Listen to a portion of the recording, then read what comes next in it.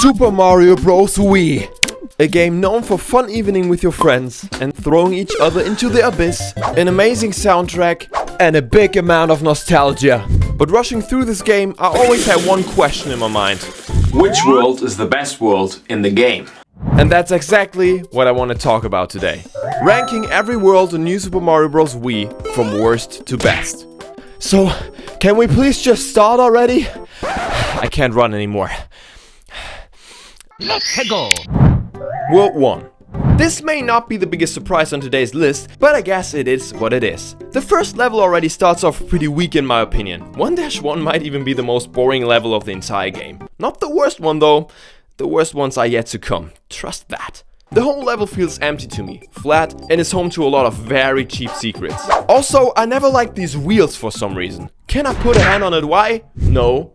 Do y'all understand? Maybe. 1-2 continues the classic Mario Bros. Legacy with a classic underground level, which I gotta admit is already a lot stronger than 1-1, and 1-3 is basically 1-1 again but with Yoshi. What makes it obviously better because of Yoshi. But that's just bribery by Nintendo for us to like that level even more. And 1-6 is basically 1-1 again. I feel like playing Mario Maker 1-1 everywhere. Oh yeah, and we got a water level. And let's be honest, a water level is the least thing that's gonna get World 1 higher up on the list. 1-5 is an amazing level though. On the first side, a classic Mario Bros. Mushroom level, but with a twist. I get it, cause we twist. All jokes aside, I actually quite like this level a lot, and it might be the first challenging level of the game. The tower and the castle are both very well made though. Next to 1-5, probably the best levels of World 1. Especially the vertical platforming in the tower is a lot of fun to me. The fights against Larry are a cakewalk though. I don't hate World 1 though. I think they did a great job in introducing the player with the new motion mechanics of the game and the new items like the propeller mushroom. But that's sadly all I have to say about World 1.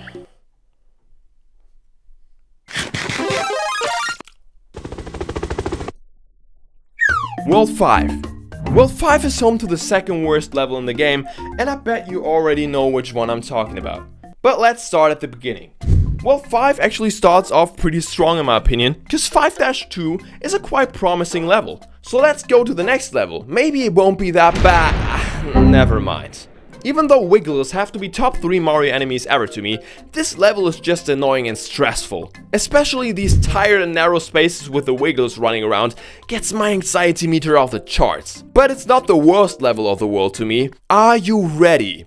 5-4. I bet that level has a lot of fans though, and I already can smell the comments that this will get me. I do understand that you may think that it's a cool concept to have your own tiny ship and you need to protect it, and I kinda gotta agree on that. But to me it's just a slow level with deadly jelly below us, but we are waiting and waiting and waiting and waiting and waiting. The poisonous jelly soup gimmick also reappears in 5-3 again, but that level is already a bit better, especially because of the bramballs. And 5-5 is actually a quite decent level, especially for an auto-scroller.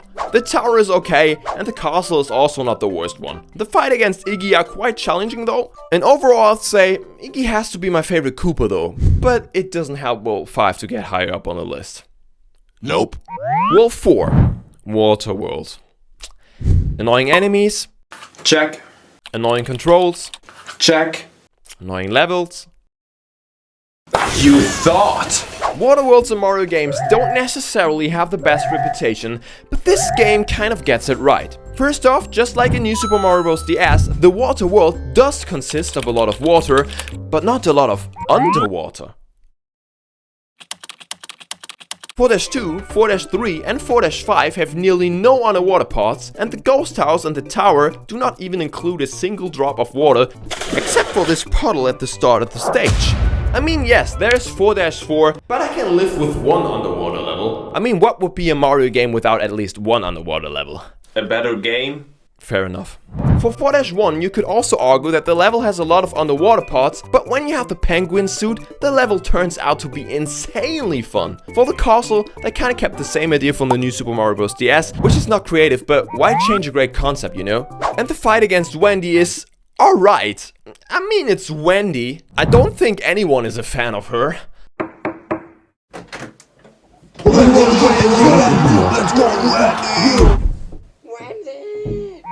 World 2. World 2 also starts off quite strong. 2-1 is a classic desert level with sand fountains, and I gotta say it works surprisingly well. But here we also have to talk about the downside of this world already. A lot of levels feel and look somewhat the same for the most part of it. I mean, this right here is 2-1, this one is 2-2, and this one is 2-5. Well, that actually all was 2-1, but you know, I was just trying to prove my point. Wait. World 2 is also home to one of the greatest and most legendary levels of the entire game. 2-4. When I think about New Super Mario Bros. Wii, I think of this level right here. No joke. The concept about getting tossed around by the wind and using it for your own advantage is simple, but super clever. Where am I now? Okay, then let's talk about the castle next. The castle is quite disappointing compared to the first game, cause in there it was one of the most creative and fun ones for sure. I loved the outdoor parts, the boss and the overall creativity, but here, well, it's basically just like World 8 New Super Mario Bros. DS final castle after the checkpoint, just recycled. Did they forget to make a level for this and then try to put that in here and thought we wouldn't notice? Nintendo? The fights against Roy in the tower and the castle are alright though, but not groundbreaking. 2-6 is one of my favorite levels in the game though, so I think there are some good moments in this world. So I'll think a decent world, just not my personal favorite. World 3. Ice worlds and snow worlds in Mario are just simply beautiful. The overall atmosphere, the music, the level design and the enemies. I love winter. Maybe I should wear different pants though. 3-1 starts off with introducing us with the best power-up of the entire game. And some of the coolest enemies right from the get-go. Get it? Cool? You simply can't hate on the penguin suit. The abilities are super fun, super cool, and a bit wanky. Why does it say wanky in my script? A bit janky at some points, but that doesn't matter. It kinda has the same vibes than the blue shell from New Super Mario Bros. DS, like the mechanics and the controls are kinda the same, so that's one of the best items ever in Mario history. Do you agree on that? Also, the sound the penguin suit makes when you collect it. I gotta criticize the same thing about World 3 though that I did with World 2. Otherwise, it just wouldn't be fair. A lot of levels feel very similar to each other again. For example, look at the gimmick of the underground level. Why not make 3-4 feel somewhat the same? I gotta say though, it works. I don't feel bored playing the same level over and over again. Well, there's different levels though, so don't worry. 3-5, for example, just gives up the exact right atmosphere. A dark, cloudy sky level that almost feels like Lucky Thunder could make a comeback any second. The tower, which has to be one of my favorite towers of the game. The castle with a lot of variety and a slippery snake block. And a ghost house that is, well, a ghost house. The fight against Lemmy though, they almost feel exactly the same. And another annoying thing about this world is these hammer bros that you can't dodge whatever you do. Overall, I'd say that the magic that the DS version had and the Wii U Snow World also is missing a bit in New Super Mario Bros. Wii. So, for personal preferences, I love to put it higher up on the list. Objectively though, sadly I can't. World 8. World 8 is one of the rare occasions where I think that the first level has to be one of the best of the entire world. There's difficulty, goofiness, variety in the gameplay, and overall it reminds me of 8-1 of the first game, just a bit easier. Luckily. Okay, onwards to 8-2 and...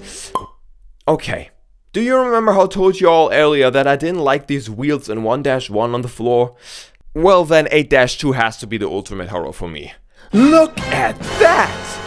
The entire level builds around them. But that actually makes it a bit better, because it's not that random and actually makes sense used in this context of the level. World 8 is also home to one of the most annoying and hardest level in the game though, 8-4. I'd rather play that wheel level like 50 more times in a row than playing 8-4 one more time in my life. For real. When I streamed that game a couple months ago, it probably gave me the biggest struggles in the whole game. No! Yes, I would also blame that a little bit on my skill, but the darkness, the underwater physics, and all of the annoying enemies, top 3 worst levels in this game. And I don't even want to start with that awful and terrible auto-scroller level right here. So why on earth is this world then this high up in the list? Okay, here we go. 8-3 is a 10 out of 10, one of the best levels in the game. 8-6 also a 10 out of 10. I was always a fan of vertical levels. Gives me flashbacks to the DS again. The fight against Kamek is super fun, because I hate Kamek and I love to see him losing against me. This level right here, legendary. So that's already a couple reasons why World 8 is so strong for me. But one more thing. I think we might have the most legendary boss fight of any Mario game ever in this final castle level. I don't talk about this. I talk about this! This chasing scene right here screams nostalgia and Wii era to me. It's one of the first things that's come to my mind thinking about Mario bosses. And the difficulty is perfect. Absolutely perfect. Even though I only died one time in that level, playing that game on stream. Okay, then I'm gonna show them the one time that you died in that level. Don't you dare, no! Viewers going on Twitch, 5 right now on YouTube and 6 on TikTok. Let's just continue. World 9. Yes, we have to talk about one more world than we had to in the last video. World 9 is basically what World 6 was for New Super Mario Bros. DS. Big variety, amazing ideas, and basically a recap of all the worlds that we've played already in this game. The levels feel a little shorter though, but I think that doesn't matter because it's actually an amazing change of pace and the levels are really fun. Not a single level is boring, not a single one of them is too frustrating, and it's just a fulfilling and great thought to play levels that you earn through collecting all the star coins in the game. 9-5 and 9-8 are living rent-free in my head. Especially 9-8. I mean, who can remember these bonsai bills flying towards us? Legendary moment right there. There is no boss fight, no ghost houses, or no tower and castle levels in this world though, so it's kind of hard to compare it to the other worlds. I almost lost my balance there. So please let me know your opinions down in the comments. World 6. Okay, first things first. The overworld map, I love it. It's ginormous. There's fun little details in it, like this Monty molehole right here. Subscribe. And overall it just looks like it's gonna be a fun time. And oh, it is. Except for one level though. Remember how I told you there's one more level which is worse than this one? Yeah, it's in here. 6-6. 6-6 might be the worst level of the entire game, at least to me. It's kind of an auto-scroller, which might be already a problem to be honest, and the use of the motion control is super annoying in this level. Because you have to move the lamp on the boat with motion controls, but you sadly can't just ignore it, or otherwise it will be pitch black. Hello? I personally never thought that World 6 and the DS game had no identity, but I heard that this actually was a huge point of criticism online. And even though I don't agree, I think that's a fair point. But I think if that was your opinion on the DS, then they also probably made a better job in your opinion on the Wii. The stone levels are way more prominent here. 6-1, 6-4 and 6-5 are only revolving around the rock and mountain theme, and 6-2 and 6-6 are underground levels, which also makes total sense in a mountain rock world. Also, this world is home to 6-3, another amazing sewer level which I already was fun of on the DS. Fun of? A fan of. I was a fan of it on the DS. The tower is a little above average, I'd say, and the castle might actually be one of my favorites. I always loved these swinging platforms, and combined with the lava, I think it's actually a quite great challenge. The fights against Morton are super easy though, and then we're already done with World 6. So even though World 6 is home to the worst level, it's also home to some of the best ones. Amazing world. But not quite my favorite. World 7. And here it is, my favorite of them all. World 7. 7-1 is already one of my favorite levels of the whole game. It feels a little like a couple of these balance levels that I talked about earlier already, like 1-5, 2-6 and especially 3-5 with a cloudy vibe and a quite similar gameplay mechanic. I know it's not the entirely same concept, but I get kind of the same impression from that level, if you know what I mean. 7-2 is also insane. They hit you with a new mechanic that late in the game and I really appreciate that. Even though I asked myself what the developers had for breakfast when making this level, cause what is that idea? 7-3, even though it's a wait for this platform level, is a 10 out of 10. And the ghost house, well that's also such a cool and amazing, I mean it's a normal ghost house, but please let me be hyped right now. I'm so excited about World 7. The tower might be one of the best and most unique ones of the entire game. You actually have to climb up the tower on the outside before you actually can get into the inside of the tower, and with all these bullet bills right here, it's also quite a challenge. And the Buzzy Beetle level? Do I even have to say anything? The castle has the same vibes as World 3, and the second fight against Ludwig might be the best Koopaling fight of the entire game. Overall, I'd say World 7 might be the most creative and unique world of the entire game, and not a single level feels bad or boring. I bet Nintendo keeps being that creative in the future.